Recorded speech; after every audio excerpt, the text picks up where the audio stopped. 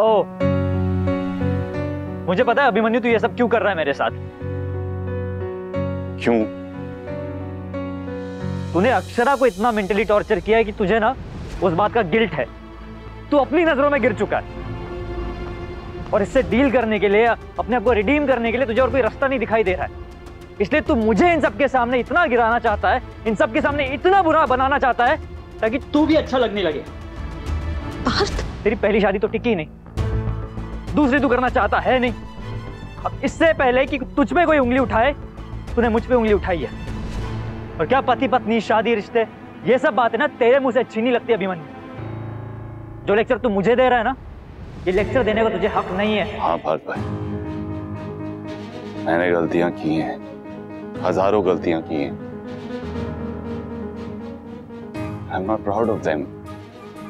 और अपनी गलतियों को मानने की हिम्मत मुझ में तब भी थी और आज भी है। मैं अपने गलतियों के पीछे छुप नहीं रहा हूं।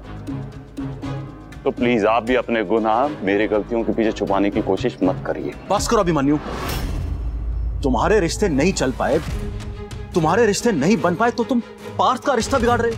ताऊ जी, मैं सही गलत अच्छा बुरा हो सकता हूँ, लेकिन क्या फर्क पड़ता है, बात मेरी है ही नहीं। बात हो रही है एक रिलेशनशिप में एक औरत की रिस्पेक्ट की, जिसका हक तुझे नहीं है।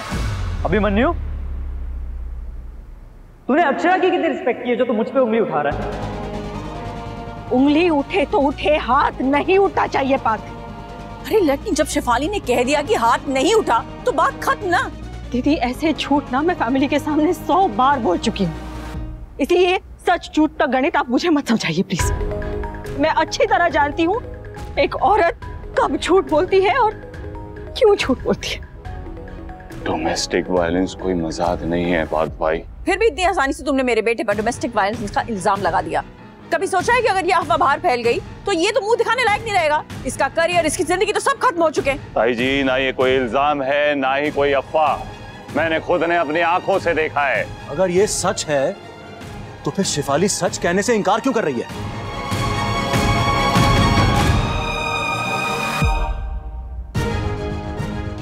मैं यहाँ खड़े होके अपने बेटे की और बेइज्जती बर्दाश्त नहीं करूंगी। चलो पार्थ। शर्म आनी चाहिए हमें, हम सबको, यहाँ खड़े एक एक इंसान को। हम अपने आप को फैमिली समझते हैं ना। एज अ फैमिली हम सब फेल हो गए। हमें फैमिली कहलाने का कोई हक नहीं है। चुप हो जाओ अभिमन्यु। नहीं ताई जी, आज मैं चुप नहीं होऊंगा, चीख चीख के कहूंगा। हमें परिवार कहलाने का कोई हक नहीं है। हर एक बहू जो अपना मायका छोड़कर ससुराल आती है, उसके ऊपर हजारों जिम्मेदारियां होती है, हजारों प्रेशर्स, समाज का, परिवार का, बच्चों के फ्यूचर का, खुद की सिक्योरिटी का। इसलिए हर बार सच नहीं बोल पाती, लेकिन इसीलिए तो फैमिली है ना, क्योंकि बोला हुआ तो पूरी दुनिया भी समझ सकती है। फैमिली वो होती है जो अपनी बहुओं की, अपनी बेटियों की खामोशी को भी सुन सके। लेकिन आज एक बार फिर इस परिवार ने अपनी बहू की खामोशी को सुनकर भी अनसुना कर दिया, देखकर भी देखना नहीं चाहते। हम सब केपेबल लोग हैं ना, काबिल, पढ़े लिखे डॉक्टर्स, हाई क्लास डॉक्टर्स।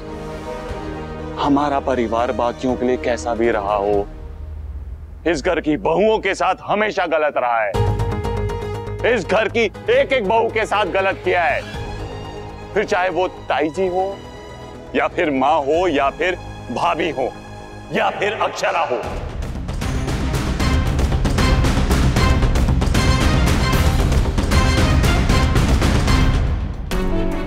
भगवान करे उन गुनहगारों को कीड़े पड़े। अभिनव तो हमारा दुनिया का सबसे सीधा इंसान है, थाने में उनके गुनाहों की सजा काट रहा है। पापा को पुलिस ले गई।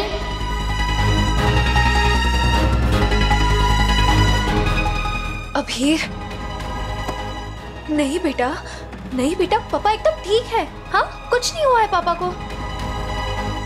मम्मा है ना, है ना? तू टेंशन मत ले, घबराने की कोई बात नहीं है।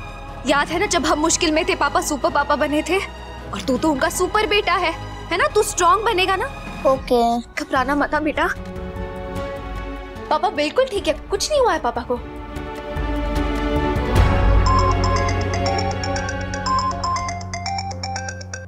हेलो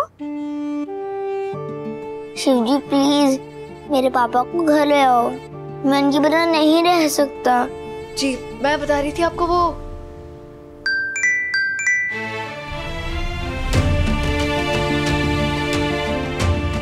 मुस्कान, पापा मैंने गलती की, मैंने अक्षु की बात नहीं सुनी, समझे बिना उसे डिवोर्स दे दिया, घर से बाहर निकाल दिया। इस परिवार की बहू ने उस दिन अपना मान सम्मान, अपने बच्चे खोए थे। इस परिवार ने उस दिन क्या किया? कुछ नहीं। अक्षरा जिंदगी से लड़ती रही और हम उससे लड़ते रहे।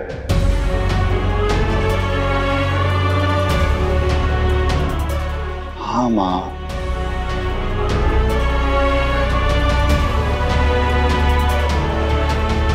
हमारी गलती थी माँ, और गलती को मान लेना गलती को सुधारने की तरफ पहला कदम होता है। जो हो गया है उसे नहीं बदल सकते हम, जो रिश्ते टूट गए उसे दोबारा नहीं जोड़ सकते, लेकिन कम से कम मान तो सकते हैं कि गलती हमारी थी। माँ, हमने उसकी रिस्पेक्ट नहीं की, उसका साथ नहीं दिया माँ। We betrayed her। माँ, जब मैं छोटा था और आपके साथ गलत होता था तो चुप रहता था, लेकिन जब बड़ा हुआ तो बोलने लगा था ना। फिर अक्षरा के टाइम क्यों चुप रहा, क्यों कुछ नहीं बोला? अब चुप नहीं रहूंगा माँ, अब मैं चुप नहीं रहूंगा। इस बार इस घर की बहू अकेली नहीं रहेगी।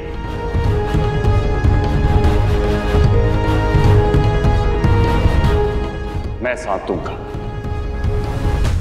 आज के बाद इस फैमिली की किसी भी बहू के साथ नाइंसाफी नहीं होने दूंगा।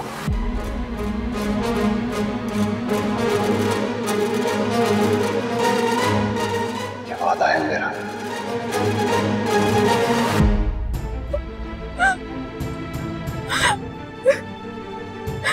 मैं आती हूँ माँ, मैं अभी आती हूँ।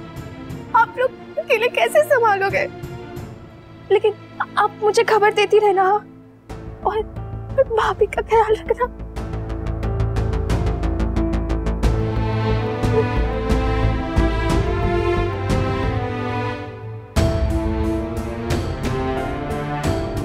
क्या हुआ? अब रो क्यों रही हो? भाई जी कस्टडी में। एक्चुअली एक टूरिस्ट का बैग उनकी गाड़ी में रह गया था और उसमें से ड्रग्स मिले। सब बहुत परेशान है और भाभी वो सब कुछ अकेले संभाल रही है। ये रिच, भाभी हम दोनों सच भी जानते हैं और सच छुपाने की वजह भी, और ये भी जानते हैं कि सच बताना कितना मुश्किल है। It's okay, take your time. आपको जितना वक्त लगे, 1 घंटा, 1 दिन, जब भी आपको लगे कि आप तैयार हैं सच बताने के लिए, तो इस शहर की तरफ देखिएगा। मैं आपको यहीं इंतजार करता हुआ मिलूंगा। भाभी, बच्चा हर चीज अपनी माँ से सीखता है। शिवू भी आपसे सीखेगा। आप सोचेगा आप उसे क्या सिखाना चाहती हैं? जुल्म सहकर चुप रहना सिखाना है या जुल्म के खिलाफ आवाज उठाना? चुप रह के डोमेस्टिक वायलेंस को उसकी नजर में नॉर्मलाइज करना है या आवाज उठा के लड़कियों की रिस्पेक्ट करना सिखाना है?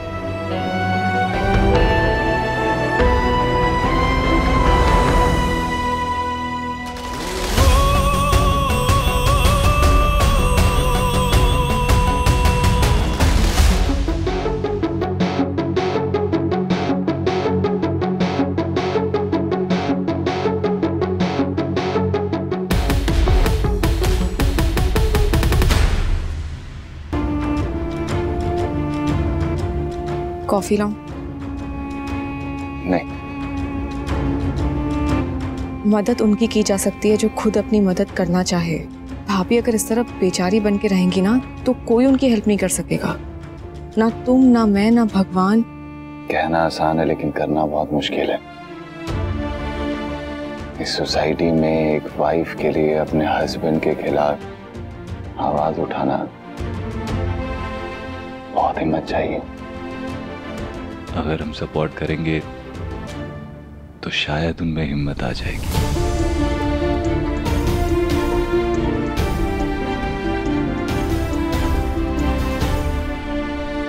इस जाल में मत फंस जाना।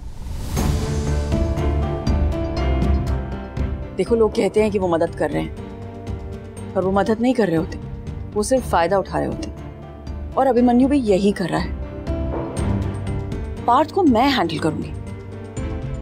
ये मैटर मेरे बेटे, मेरी बहू और मेरे बीच है। इसमें किसी चौथे के आने की जगह ही नहीं।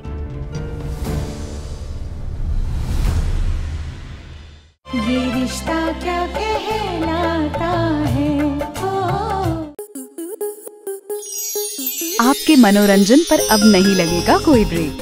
स्टार प्लस के बेहतरीन शोज देखने के लिए लाइक, शेयर और सब्सक्राइब करें स्टार प्लस यूट्यूब पेज को।